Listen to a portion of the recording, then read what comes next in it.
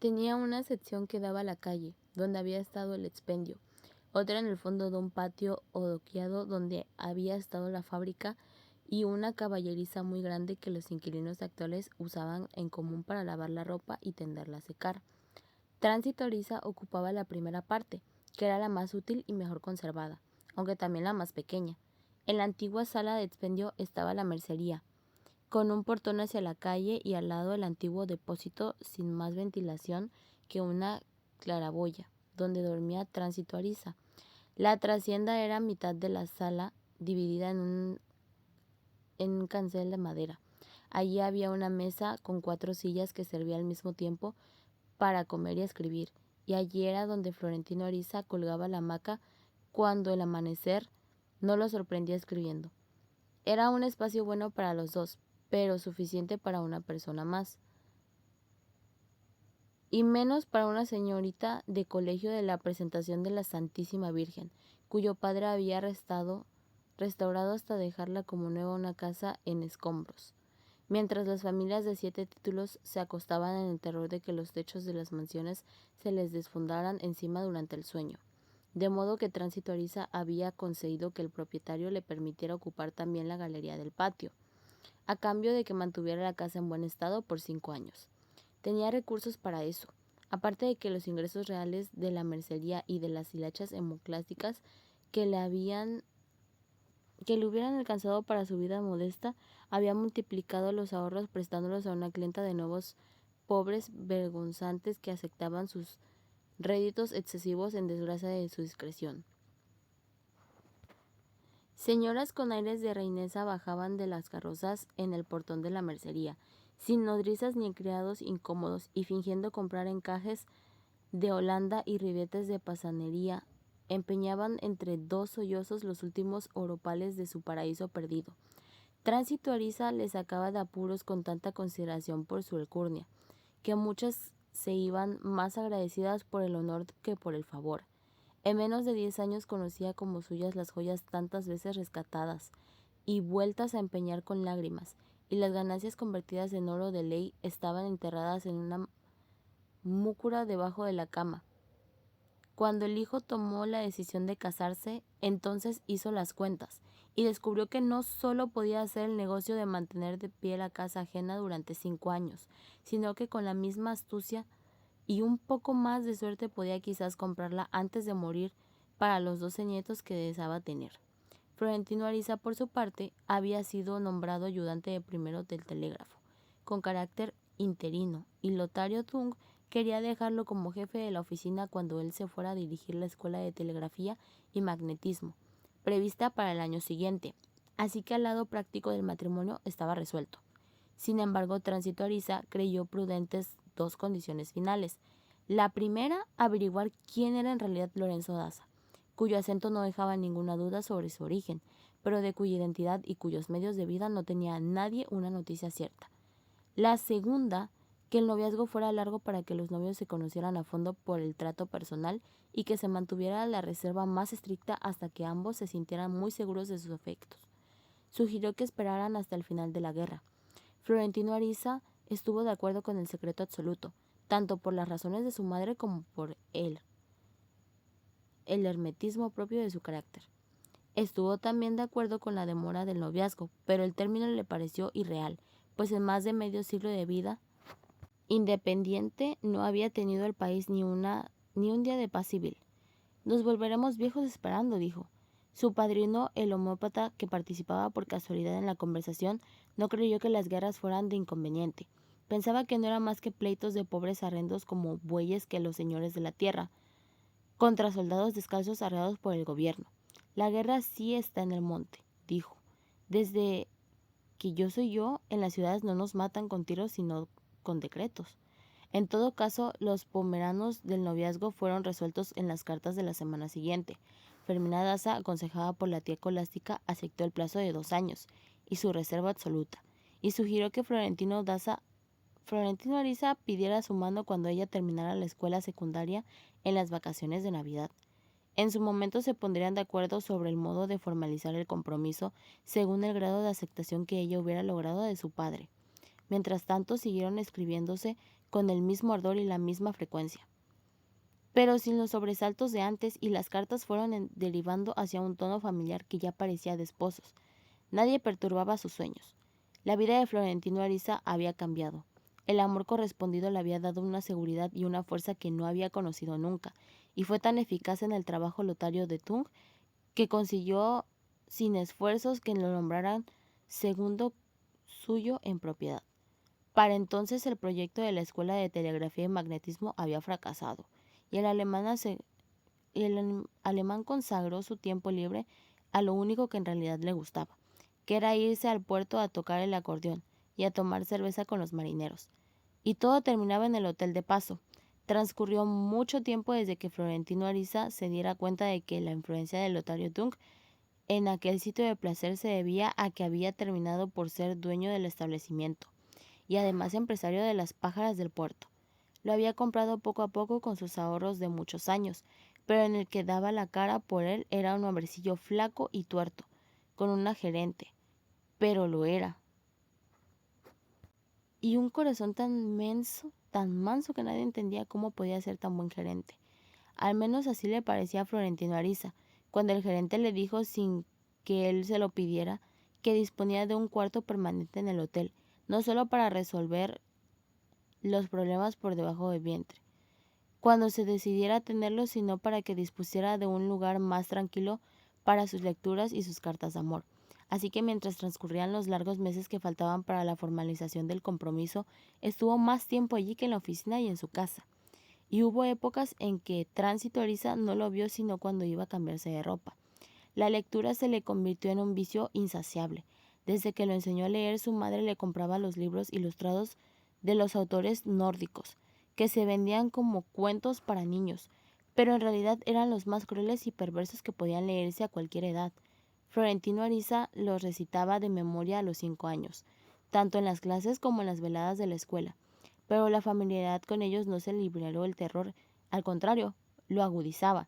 De allí que el paso de la poesía fue como un remenso, ya que en la pubertad había consumido por orden la aparición de todos los volúmenes de la Biblioteca Popular de Tránsito, consumido por orden de aparición de todos los volúmenes. Ariza les compraba a los libreros de Alcance de Portal de los Escribanos, y en los que había de todo, desde Homero hasta el menos meritorio de los poetas locales. Pero él no hacía distinción. Leía el volumen que llegara, como una orden de la finalidad, y no le alcanzaron todos sus años de lecturas para saber qué era bueno y qué era lo que en lo mucho que había leído.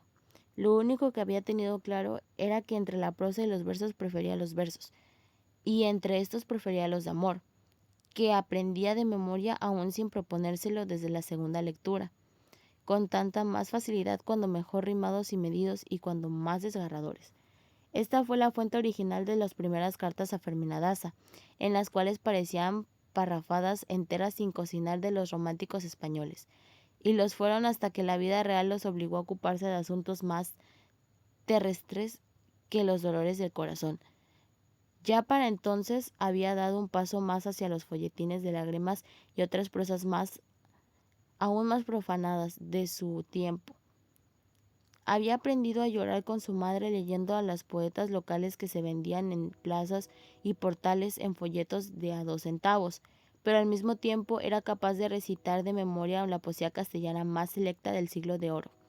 En general leía todo lo que le cayera en las manos, y en el orden en que le caía, hasta el extremo de que muchos después de aquellos años de su primer amor, cuando ya no era joven, había de leer desde la primera página hasta la última de los 20 tomos del Tesoro de la Juventud, del catálogo completo de los clásicos de Carnier Oz, traducidos, y las obras más fáciles que publicaba don Vicente Blasco Ibáñez en la colección Prometeco.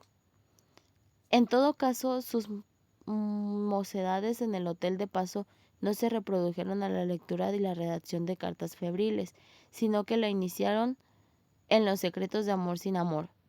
La vida de la casa empezaba después del mediodía, cuando sus amigas las pájaras se levantaban como sus madres la perdieron. De modo que cuando Florentino Ariza llegaba del empleo se encontraba con un palacio poblado de ninfas en cueros, que comentaban a gritos los secretos de la ciudad, conocidos por las infidencias de los propios protagonistas. Muchas exhibían en sus desnudos las huellas del pasado, cicatrices de puñaladas en el vientre, estrellas de balazos, surcos de cuchillas de amor, costuras de cesáreas de carniceros. Algunas hacían llevar surcos de cuchillas de amor. Durante el día de sus hijos menores, frutos afortunados de despechos o descuidos juveniles, y durante el día sus hijos menores les quitaban las ropas tan pronto como entraban para que no se sintieran distintos en el paraíso de la desnudez. Cada una cocinaba lo suyo, y nadie comía mejor que Florentino Ariza cuando lo invitaban, porque escogía lo mejor de cada una. Era una fiesta diaria que duraba hasta el atardecer, cuando las desnudas desfilaban cantando hacia los baños. Se pedían prestado el jabón, el cepillo de dientes, las tijeras, se cortaban el pelo unas a otras, se vestían con las ropas cambiadas, se pintorreteaban como payasas lúgubres y salían a cazar sus primeras presas de la noche. A partir de entonces, la vida de la casa se volvía impersonal, deshumanizada, y era imposible compartirla sin pagar. No había un lugar donde Florentino Ariza estuviera mejor desde que conoció a Fermina Daza, porque era el único donde no se sentía solo. Más aún, terminó por ser el único donde se sentía con ella. Tal vez era por los mismos motivos que vivía allí una mujer mayor, elegante, de una hermosa cabeza plateada, que no participaba de la vida natural de las desnudas, y a quien éstas profesaban un respeto sacramental. Un novio prematuro la había llevado allí cuando era joven, y después de disfrutarla por un tiempo la abandonó a su suerte. Sin embargo, a pesar de su estigma, logró casarse bien, ya muy mayor cuando se quedó sola. Sus 2 hijos y 3 hijas se disputaron el gusto de llevarla a vivir con ellos, pero a ella no se le ocurrió un lugar más digno para vivir que aquel hotel de perdurías tiernas. Su cuarto permanente era su única casa, y podía vivir en aquel hotel de perdurías tiernas. Esto la identificó de inmediato con Florentino Ariza, del cual decidía que llegaría a ser un sabio conocido en el mundo entero, porque era capaz de enriquecer su alma con la lectura en el paraíso de la falsidad. Florentino Ariza, por su parte, llegó a tenerle tanto afecto que le ayudaba en las compras del mercado y solía pasar de algunas tardes conversando con ella. Pensaba que era una mujer sabia en el amor, pues le dijo muchas luces sobre el suyo, sin que él tuviera que revelarle su secreto. Si antes de conocer el amor de Fermina Daza no había caído en tantas tentaciones al alcance de la mano, mucho menos iba a hacerlo cuando ya era su prometida oficial. Así que Florentino Ariza todavía convivía con las muchachas, compartía sus gozos y sus miserias, pero ni él ni ella se les ocurría ir más lejos. Un hecho imprevisto demostró la severidad de su determinación.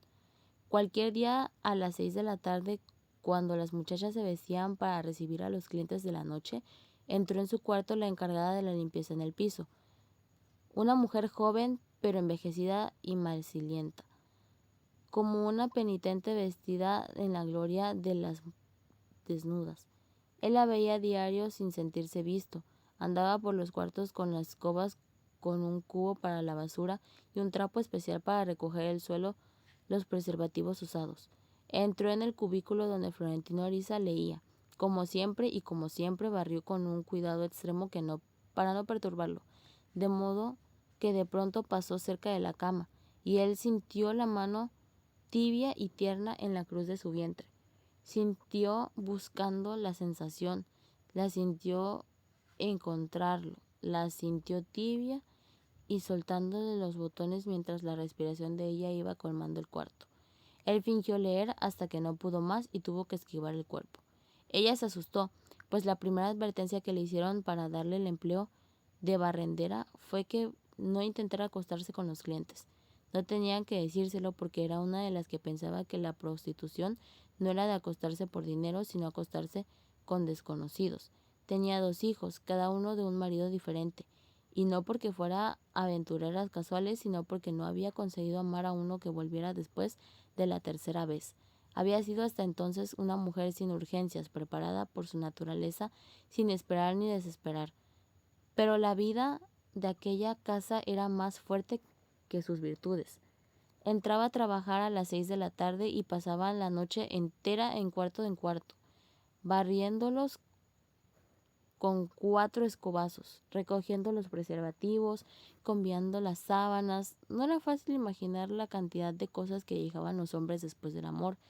Dejaban vómitos y lágrimas, lo cual le parecía incomprensible. Pero dejaban también muchos signos de la intimidad, charcos de sangre, parches de excrementos, ojos de vidrio, relojes de oro, dentaduras postizas, relicarios con rizos dorados, cartas de amor, de negocios, de pésame, cartas de todo. Algunos volvían por sus cosas perdidas, pero la mayoría se quedaban allí, y Lotario Tung las guardaba bajo llave, pensando que tarde o temprano aquel palacio caído en las desgracias, con los miles de objetos personales olvidados, sería un museo del amor. El trabajo era duro y mal pagado, pero ella lo hacía bien. Lo que no podía soportar eran los sollozos de lamentos, los crujidos de los resortes de las camas que se iban resimiendo en la sangre con tanto dolor y tanto dolor, que al amanecer no podían soportar la ansiedad de acostarse en el primer mendigo que encontrara en la calle, o con un borracho desperdigado que le hiciera el favor sin más pretensiones ni preguntas. La aparición de un hombre sin mujer como Florentino Ariza, joven y limpio, fue para ella un regalo del cielo, porque desde el primer momento se dio cuenta de que era igual que ella, un menesteroso de amor, pero él fue insensible a sus premios.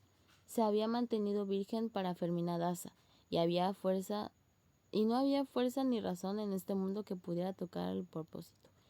Esa era su vida, 4 meses antes de la fecha prevista para formalizar el compromiso, cuando Lorenzo Daza apareció a las 7 de la mañana en la oficina del telégrafo y preguntó por él. Como aún no había llegado, lo esperó sentado en la banca hasta las 8:10, quitándose de un dedo y poniéndose el otro el pesado anillo de oro coronado por un ópalo noble, y cuando lo vio entrar lo reconoció de inmediato, como el empleado del telégrafo, y lo tomó del brazo. «Venga conmigo, jovencito», le dijo. «Usted y yo tenemos que hablar 5 minutos de hombre a hombre». Florentino Ariza, verde como un muerto, se dejó llevar. No estaba preparado para ese encuentro porque Fermina Daza no había encontrado la ocasión ni el modo de prevenirlo. El caso era que el sábado anterior, la hermana Franca de la Cruz, superiora del Colegio de la Presención de la Santísima Virgen, había entrado en la clase de nociones de cosmología, con el sigilo de una serpiente, y espiando a las alumnas por encima del hombro descubrió que Fermina Daza fingía tomar notas en el cuaderno cuando en realidad estaba escribiendo una carta de amor. La falta de acuerdo con los reglamentos del colegio era motivo de expulsión. Silato de urgencia de la rectoría. Lorenzo Daza descubrió la gotera por donde estaba recorriendo el régimen del hierro. Fermina Daza, con su entereza congénita, admitió la culpa de la carta, pero se negó a revelar la identidad del novio secreto, y volvió a negarse ante el Tribunal de Orden, que por este motivo confirmó el veredicto de expulsión. Sin embargo, el padre hizo una requisa del dormitorio que hasta entonces había sido un santuario inviolable, y en un noble fondo del baúl encontró los paquetes de 3 años de cartas, escondidas con tanto amor que habían sido escritas. La firma era inequívoca, pero Lorenzo Daza no pudo creer ni entonces ni nunca que la hija no supiera de su novio escondido más que el oficio de telegrafista y su afición por el violín. Convencido de que en una relación tan difícil era incomprensible por la incomplicidad de la hermana, no le concedió a ésta ni la gracia de una disculpa, sino que la embarcó sin apelación en su goleta de San Juan de la Ciénega. Fermina Daza no se alivió nunca de su último recuerdo. La tarde en que la despidió en el portal ardiendo con fiebre dentro de su hábito pardo, ósea y cenicienta, y la vio desaparecer en la llovizna del parquecito con lo único que le quedaba en la vida, un petate de soltera, y el dinero que sobrevivió un mes, envuelto en un pañuelo dentro del pañuelo. Tan pronto como se libró de la autoridad de su padre, lo hizo buscar por las provincias del Caribe, averiguando por ella con todo el que pudiera conocerla, y no encontró noticia alguna de su rastro hasta casi 30 años después, cuando recibió una carta que había pasado por muchas manos durante mucho tiempo, y en la cual le informaba que había muerto casi centenaria en el lazareto de Agua de Dios. Lorenzo Daza no previó la ferocidad con la que la hija había de reaccionar por el castigo injusto de que fue la víctima la tía Escolástica, a quien había identificado siempre con la madre que apenas recordaba. Se encerró con tranca en el dormitorio sin comer ni beber, y cuando él logró por fin que le abriera, primero con amenazas y luego con súplicas mal disimuladas, se encontró con una pantera herida que nunca más volvería a tener 15 años. Trató de seducirla con toda clase de halagos. Trató de hacerla entender que el amor a su edad era un espejismo. Trató de convencerla por las buenas de que volviera a las cartas y regresara al colegio a pedir perdón de rodillas. Y le dio su palabra de honor de que él sería el primero en ayudar a ser feliz con un pretendiente digno. Pero era como hablarle a un muerto. Derrotado, terminó por perder los estribos en el almuerzo del lunes, y mientras se atragantaba de imperios y blasfemias al borde de la conmoción, ella se puso el cuchillo de carne en el cuello, sin dramatismo pero con pulso firme, y con unos ojos atónitos que él no se atrevió a desafiar. Fue entonces cuando asumió el riesgo de hablar 5 minutos, de hombre a hombre, con el adversario afusto que no recordaba haber visto nunca, y que era tan mala hora se había puesto a través de su vida. Por pura costumbre cogió el de volver antes de salir, pero tuvo el cuidado de llevarlo escondido debajo de la camisa. Florentino Ariza no había colaborado el aliento cuando Lorenzo Daza lo llevó del brazo por la plaza de Catedral hasta la galería de los Arcos, del café de la parroquia, y lo invitó a sentarse en la terraza. No había otros clientes a esa hora, y una matrona negra fegraba las baldosas de enorme salón con vitrales astillados y polvorientos, cuyas sillas estaban todavía puestas patas arriba sobre las mesas de mármol. Florentino Ariza había visto allí muchas veces a Lorenzo arriba sobre las mesas, Daza jugando y tomando vino del barril con los asturianos del mercado público, mientras se peleaban a gritos por las otras guerras crónicas que no eran las nuestras. Muchas veces peleaban a gritos por otras guerras crónicas que no eran las nuestras, a gritos por las guerras crónicas o por los conscientes del fatalismo del amor. Se preguntaban cómo sería el encuentro que tarde o temprano iba a tener con él, y que ningún poder humano había de impedirle, porque estaba inscrito desde siempre en el destino de ambos. Lo suponía como un altercado desigual, no inscrito desde aquel, solo que Fermina Daza lo había prevenido con las cartas sobre el carácter respetuoso de su padre, sino porque él mismo había notado que sus ojos parecían coléricos hasta cuando reía a carcajadas en la mesa de juego. Todo él era tributo a la ordinariez, la panza inmovable, el habla encefálica, las pastillas de lince, las manos vastas con el anular sofocado por la montura de ópalo. Su único rasgo enternecedor era Florentino Ariza, reconocido desde la primera vez que lo vio caminar. Era él que tenía el mismo andar de venada de la hija. Sin embargo, cuando le indicó la silla para que se sentara, no lo encontró tan áspero como parecía, y recobró el aliento cuando lo invitó a tomarse una copa de anciano. Florentino Ariza no había bebido nunca a las 8 de la mañana, pero aceptó agradecido porque lo estaba necesitando con urgencia. Lorenzo Daza, en efecto, no tardó más de 5 minutos en dar sus razones, y lo hizo con una sinceridad desarmante que acabó de confundir a Florentino Ariza. A la muerte de su esposa se había impuesto el propósito único de hacerse con una hija una gran dama. El camino era largo e incierto, pero un traficante de mulas que no sabía leer ni escribir y cuya reputación de cuatrero no estaba tan aprobada como bien confundida con la provincia de San Juan de la Ciénaga, encendió un tabaco de arriero y se lamentó. Lo único peor que la mala salud es la mala fama. Sin embargo, dijo, el verdadero secreto de una fortuna era que ninguna de sus mulas trabajaba tanto y con tanta determinación como él. Aun en los tiempos más agrios de la guerra, cuando los pueblos amanecían en cenizas,